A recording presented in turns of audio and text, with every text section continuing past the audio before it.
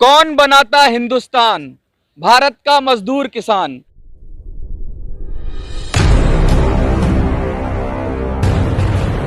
और वो जब मजदूर वन मजदूर महाराष्ट्र से चलकर अगर जंतर मंतर पे आए तो सरकारों को सोचना पड़ेगा कि क्यों ये जंतर मंतर पे आए हैं। पूरा देश जिस तरीके से ठेके पे चल रहा है, लगातार हर जगह वो पॉलिसी अपनाई जा रही है कि कुछ महीने काम कराओ, फिर से रीजॉइनिंग करा दो, फिर काम कराओ, फिर से रीजॉइनिंग करा दो। साल दर साल यही चलता रहता है। कुछ अधिकार देने की बात आती है, कुछ देने की बात आती है तो सरकार कहती है आप तो 3 महीने ही पुराने हो। लेकिन वही लोग 20-20 साल से, 25-25 साल से, 30-30 साल से काम कर रहे हैं। ताज़ा वाकया महाराष्ट्र के वन विभाग का है, जिसके अंदर वन मंजूराना जो शासन है, उसके कानून है जो, उसके बारे में बात कर रहे हैं और कह रहे हैं कि किस तरीके से 3 महीने के अंदर उनकी रीजॉइनिंग करा के उनसे लगातार काम कराया जा रहा है। लेकिन जो मेन काम है, जो उनको उनका मेहनताना मिलना चाहिए, वो नहीं मिला जा रहा है।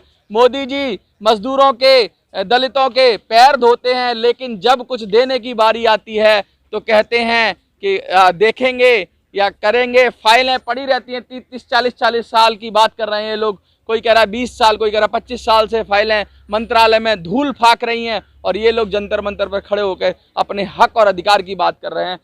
रामचंद्र जी, लगातार ये मांग उठ रही है, किस तरीके से रीजॉइनिंग कराई जाती है 3 महीने पे? होता क्या है असल में, थोड़ा सा बताइए। होतं असं की पहिल्यांदा पॉलिसी आहे का नाही, पॉलिसी हाँ, ही एक जो पॉलिसी रहती है अपनी हाँ। राज्य सरकार की, बड़ी बड़ी बातें और उसमें कुछ नाही आते हाँ, काय, म्हणजे थोडी थोडी गोष्टी आहेत त्याच्यात हाँ, आणि त्याच्यात काहीच नाहीये, फक्त तयार आहे काय की तुम्हाला मिळणार आहे, हाँ, आशावादी राहायचं, हाँ, मिलेगा। मिलेगा। हाँ, मोदी साहेब आले, मजदूरांचे पाय पुजले, आम्हाला वाटलं कोणतरी हाँ, बाबा मजदूर के पैर धोते हैं, हाँ। पैर पकड़ लेते हैं मोदी साहब। मोदी साहेबांनी पाय धुतल्यानंतर आम्हाला पहिल्या दिवशी वाटलं हाँ, की आपल्याला आता न्याय देणारा माणूस आलेला आहे, हाँ। न्याय मिळणार आहे। हाँ, न्याय देने के लिए आए हैं। हा, न्याय मिळणार आम्हाला असं वाटलं, न्याय मला वाटलं की आज उद्या आम्हाला न्याय मिळणार। हाँ, 9 वर्ष झालं मोदी साहेबांनी पाय धुवून मजदूरांचे, आणि त्याच पाय धुतले तेच राज्य सरकारनं हातपाय बांधून टाकले शासनाचे, म्हणजे आमचे मजदूरांचे। 12,000 लोक या पॉलिसीमुळे वंचित आहेत महाराष्ट्रातली, की 30 वर्ष काम केलंय अजून ते कायम झाले नाहीत का? पॉलिसी, अरे पॉलिसी ती बाबासाहेबांची आहे का? त्या घटनेत लिहिलंय का 3 महिन्याच्या वरती मजुराला ठेवू नका म्हणून? लिहिलंय का पॉलिसीत? घटनेनं लिहिलंय का त्याच्यात? कुठल्या बाबासाहेबांच्या घटनेत लिहिलेलं आहे का की 3 वर्षाच्या मजुराला, 3 महिन्याच्या नंतर मजुराला कामावर ठेवू नका?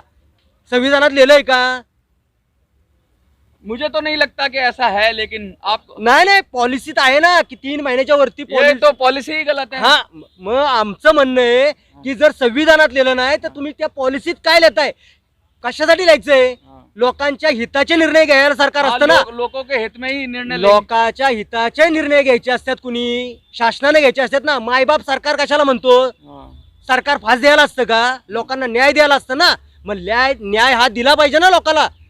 आज आम्ही महाराष्ट्रात इथं आलोय म्हणजे काय आम्ही मूर्ख आहे का? आम्ही काय अशिक्षित आहे का? आमच्या मुलाबाळांचं शिक्षण झालं नाही पाहिजे का? म्हणजे मागास वन मजूर समाज कसा मागास राहील, मागे राहील, हे फक्त राज्य सरकारनं बघितलेलं आहे। पॉलिसीच बदलायची नाही। अरे तुमच्यासाठी पाहिजे ते आहे। क्या मजदूरों को परेशान करने की नीति है? अरे बाबा, ह्या पॉलिसीत स्पष्ट लिहिलेलं आहे की 3 महिन्याच्या वरती मजदूराला ठेवू नका। त्या पॉलिसीनं ह्या मजदूरांचे मेल्यात लोक कष्ट करून।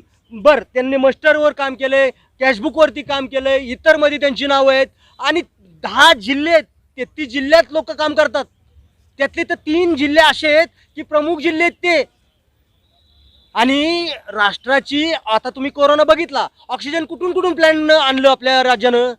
आम्ही ऑक्सिजन काम करवतोय, संपत्ती महाराष्ट्राची कोहिनूरगत संपत्ती आहे, खुली संपत्ती, त्याचं राखण करतोय, आणि आम्ही शेवट मागं, डोंगराच्या मागं आम्ही, आणि तुम्ही पुढं का? मोदी साहेबांनी पाय पुजले नाहीत का?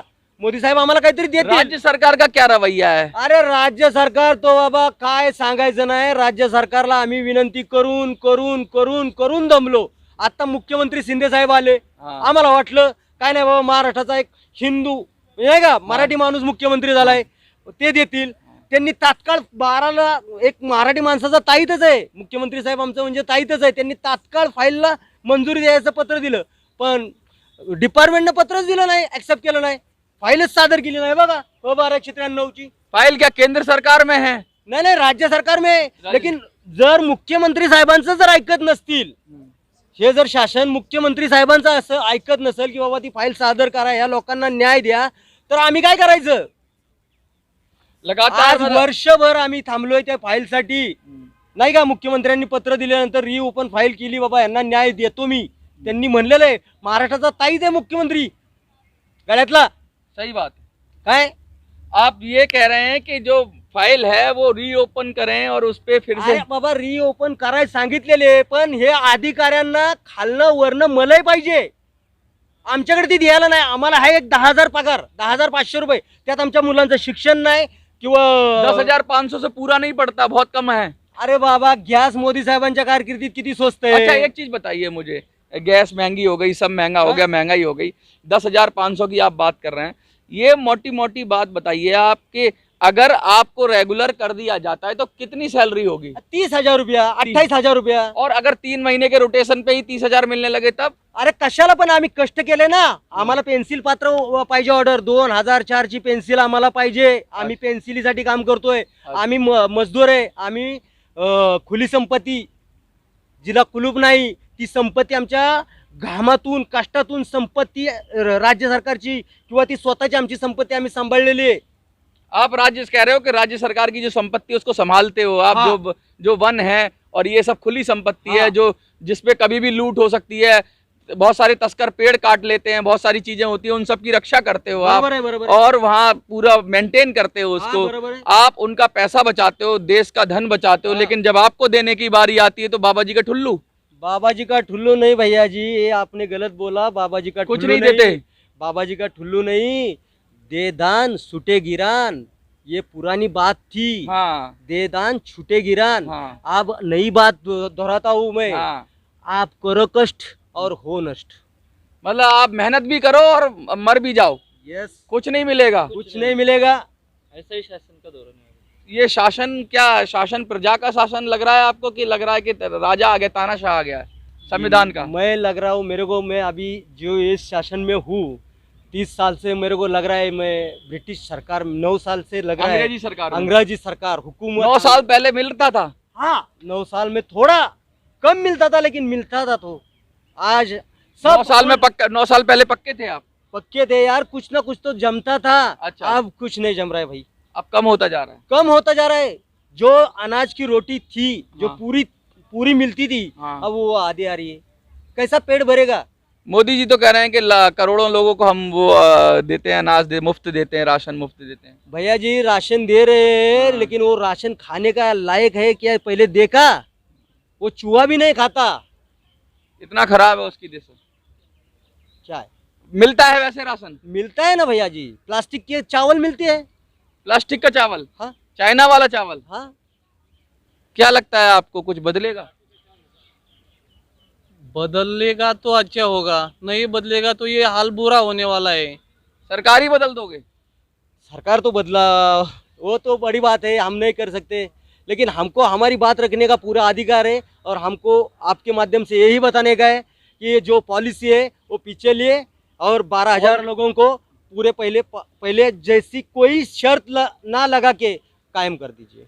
मोटी मोटी बात कह रहे हैं, वन विभाग से जुड़े हुए श्रमिक हैं और ये कह रहे हैं कि जिस तरीके से 10,500 रुपया मिलता है उसमें क्या खाएं, कैसे बच्चों को पढ़ाएं, कैसे अपनी ज़िंदगी चलाएं। इतनी महंगाई के दौर में जब 1,000 रुपये के लगभग सिलेंडर है तो कैसे ही जीवन चलेगा। और ये कह रहे हैं कि जब समान काम और समान वेतन क्यों नहीं, उसी काम का अगर सरकारी कर्मचारी होंगे, ये जो रेगुलराइज करे जाएंगे तो 30,000 के लगभग इनको तनख्वाह मिलेगी, लेकिन अभी उसी का 10,500 मिलता है। कहने का मतलब ये है कि 3 महीने बाद रीजॉइनिंग करा दी जाती है और सालों साल ये इस तरह से ही काम करते रहते हैं। क्यों करा रहे हैं? इससे कि इनके हक और अधिकार को रोका जा सके, इनके हक अधिकार को ना देना पड़े, इनसे सस्ते में काम कराया जाए। आज तक तो हमने सुना था कि प्राइवेट कंपनियां मजदूरों का शोषण करती हैं, लेकिन जब सरकारी शोषण पर उतारू हो जाए, सरकारी ऐसी पॉलिसी बनाए जिसमें मजदूरों के हित मारे जाएं तो मजदूर जंतर मंतर पे आएंगे, खड़े होंगे सड़क पर, चिल्लाएंगे। और ये बात आपको याद रखनी चाहिए कि कोई भी सरकार चिरस्थायी सरकार नहीं होती, 5 साल के लिए आती है। अगर देश का मजदूर बिगड़ गया, क्योंकि कौन बनाता है हिंदुस्तान, भारत का मजदूर किसान, अगर मजदूर बिगड़ गया देश का तो बड़ी से बड़ी सत्ता को भी उलटफेर कर सकता है। आपको क्या लगता है कि इनको इनकी तनख्वाह, काम का समान वेतन मिलना चाहिए? क्या ये पॉलिसी बदलनी चाहिए? क्या मंत्रालय में जो फाइलें धूल फाक रही हैं उन पे विचार होना चाहिए? 12,000 वन कर्मियों की ये लड़ाई है, महाराष्ट्र से आए हैं और अपना हक मांग रहे हैं। हक दिलाने में इनकी मदद करिए, वीडियो को ज़्यादा से ज़्यादा शेयर करिए। जंतर मंतर से मिनी संसद के लिए मैं मनोज सुराजी। जय हिंद, जय भारत।